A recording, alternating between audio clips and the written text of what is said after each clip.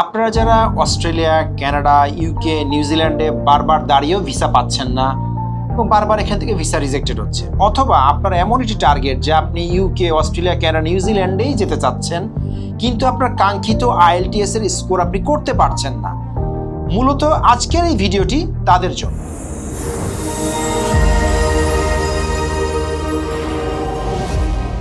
সেই দেশটি হচ্ছে আপনাদেরই সুপরিচিত দেশ সাইপ্রাস। আমরা মূলত এখন কথা বলছি ইউরো সাইপ্রাস নিয়ে। বাংলাদেশে মূলত দুই ধরনের স্টুডেন্ট পাওয়া যায়, এক গ্রুপ যাদের আইএলটিএস করা আছে আর আরেক গ্রুপ যাদের আইএলটিএস করা নেই। তো আইএলটিএস যাদের করা আছে তারাই মূলত সাইপ্রাসে যেতে পারবে, কিন্তু এই আইএলটিএস করা যে গ্রুপটা আছেন তাদের ভিতরে আবার দুইটা গ্রুপ আছে। এক গ্রুপ আছে যাদের স্কোর হচ্ছে 5.5 এর নিচে, আর আরেক গ্রুপ আছে হচ্ছে 5.5 এর উপরে। যাদের আইএলটিএস এর স্কোর 5.5 এর নিচে তারা মূলত যাবেন হচ্ছে ফাউন্ডেশন প্রোগ্রামে, আর যাদের স্কোর 5.5 এর উপরে তারা একদম ডিরেক্টলি আপনি মেইন কোর্সে এন্টার করতে পারবেন। সাইপ্রাসে আমরা যে ইউনিভার্সিটির সাথে কাজ করছি সেই ইউনিভার্সিটির চমৎকার কিছু কোর্স রয়েছে, যে সাবজেক্টগুলো আপনি যদি পড়েন, কোর্সগুলি যদি কমপ্লিট করেন, তাহলে আপনার ক্যারিয়ারের জন্য অনেক ভালো কিছু বয়ে নিয়ে আসতে পারে। সেই কোর্সগুলি হলো আন্ডার গ্র্যাজুয়েটে যে কোর্সগুলি রয়েছে, bachelor in accounting and finance, bachelor in advertising and marketing communication, bachelor in business administration, bachelor in English language and literature, bachelor যে হসপিটালিটি অ্যান্ড ট্যুরিজম ম্যানেজমেন্ট। এছাড়া সায়েন্সের কোর্সের ভিতরে যেগুলি রয়েছে, bachelor of computer science and engineering, bachelor of electrical engineering, bachelor of mathematics and statistics, BSc honours in sports and exercise. এখন আমাদের স্টুডেন্টের ভিতরে অনেকেই আছেন যে সায়েন্স পড়তেও ভালো লাগে না, আবার আর্টসের সাবজেক্ট পড়তেও ভালো লাগে না, কিন্তু আপনি ক্রিয়েটিভ কিছু করতে পছন্দ করেন। তো তাদের জন্য কিছু চমৎকার সাবজেক্ট রয়েছে। সেই ক্রিয়েটিভ সাবজেক্টগুলি হচ্ছে bachelor of honours in fashion design, bachelor of honours in graphic design, bachelor of honours in media production, bachelor of honours in web design and development. এ তো বললাম আন্ডার গ্র্যাজুয়েটের কথা, কিন্তু মাস্টার্সে এমন কিছু কোর্স রয়েছে যেটি যদি আপনি স্টাডি করেন ওখানে ওই সমস্ত সাবজেক্টে আপনার ক্যারিয়ারকে এক ধাপ এগিয়ে রাখবে। এবার আমি আসবো, মূলত ফোকাস করছি মাস্টার্সে আপনারা কী কী সাবজেক্টে যেতে পারবেন। কিন্তু মনে রাখবেন, মাস্টার্সে যাওয়ার জন্য কিন্তু আপনার আইএলটিএস মিনিমাম 6 লাগবে। সেই চমৎকার সাবজেক্টগুলির ভিতরে রয়েছে masters in cyber security, masters in data analytics, masters in forensic psychology, masters in sports and medicine science, masters in hospitality and tourism event management, masters in business administration, এবং masters in graphic design and masters in user experience design.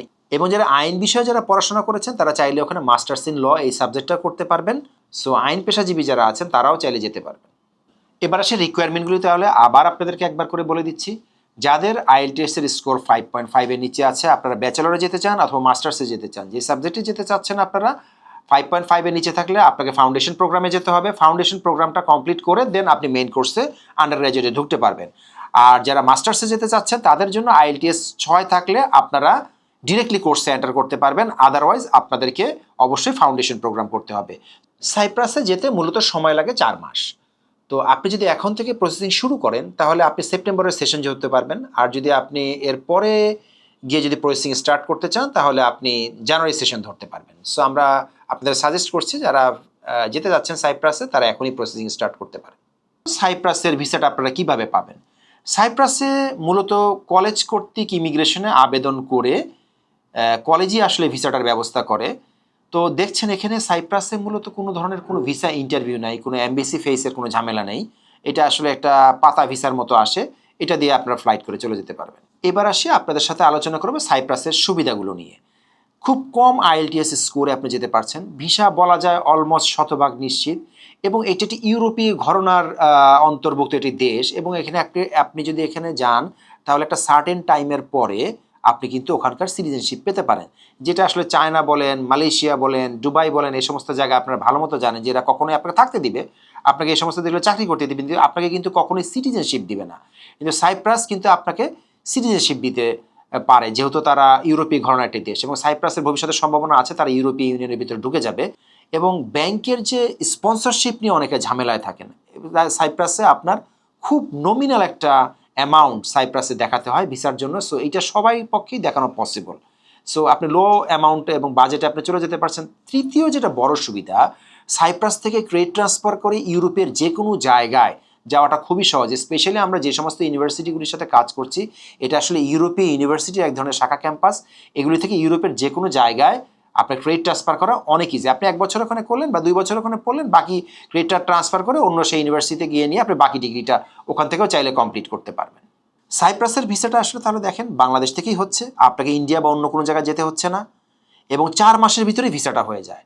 So আপনারা যাদের IELTS এর score minimum 4 আছে, দেখেন IELTS score ছাড়া কিন্তু করা সম্ভব না, আইএলটিএস এর স্কোর যাদের ন্যূনতম 4 আছে তারা আমাদের সাথে এসে যোগাযোগ করতে পারেন সাইপ্রাসে যাওয়ার জন্য।